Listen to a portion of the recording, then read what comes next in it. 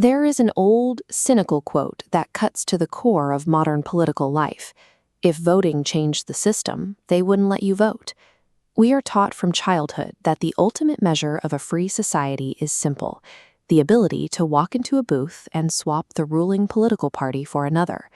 Look at India, the world's largest democracy, where hundreds of parties compete. The sheer volume of candidates turns elections into a heavily branded spectator sport. People pour enormous emotional energy into these hyper-local battles. But while everyone cheers for their local champion, the national architecture dictating their lives barely moves. We spend billions of dollars every few years to change the faces on our televisions, yet our core day-to-day realities, our wages, our infrastructure, our debts, remain incredibly stubborn. To see this mechanism operate at the highest level, look at the United States. When Barack Obama took office, he brought a wave of progressive rhetoric and the promise of a sharp pivot away from the past. Yet the sprawling global conflicts and drone campaigns he inherited rolled right on through his tenure. Then comes Donald Trump, representing a complete reversal in party and tone. He won over a frustrated electorate by campaigning hard against endless wars. You have two presidents who could not be more different in style or ideology, pulling the levers of a machine that simply ignores them. Despite the whiplash of swapping a Democrat for a Republican, the military policy, defense budgets, and war machine carried forward with striking consistency. Swapping politicians without altering the actual policies acts as a psychological pressure valve. It lets the public blow off steam and feel heard, while the core operating system of the state remains perfectly protected. There's a revealing exchange that happened when Western media asked a Chinese philosopher how his country could function without democracy. The journalists were operating on the accepted premise: democracy strictly means having multiple parties that you can vote in and out of power.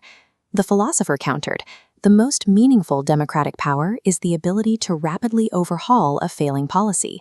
In multi-party systems, policies lock into a party's brand. If a policy fails, the ruling party defends it to avoid looking weak, leading to massive legislative gridlock.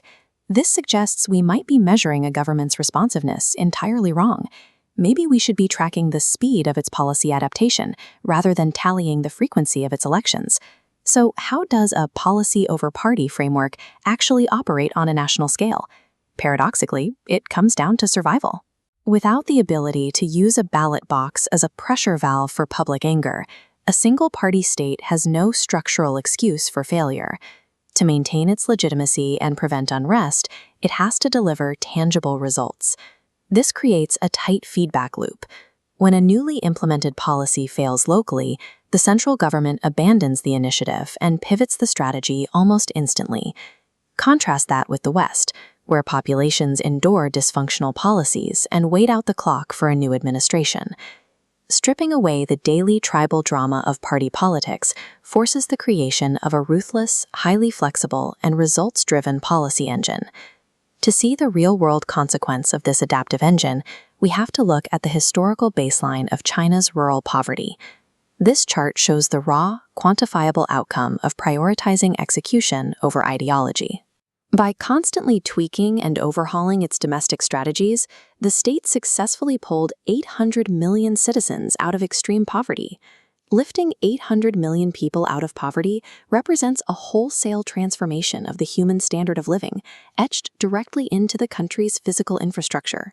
Ultimately, the systemic eradication of poverty and the quality of a nation's infrastructure serve as the true indicators of a functional government. These results remain long after a television personality leaves the stage. Which brings us back to the systems we live in and the media environments that manage our expectations. From the time we are in school, we are conditioned to focus entirely on the soap opera of the ballot box. This hyper-focus ensures that almost no one steps back to question the rigid architecture of the state itself.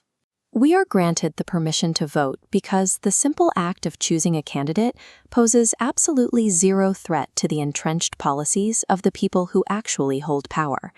As long as we measure our freedom strictly by our ability to swap politicians, rather than our power to demand actual changes to policies, we will remain trapped in the illusion of progress.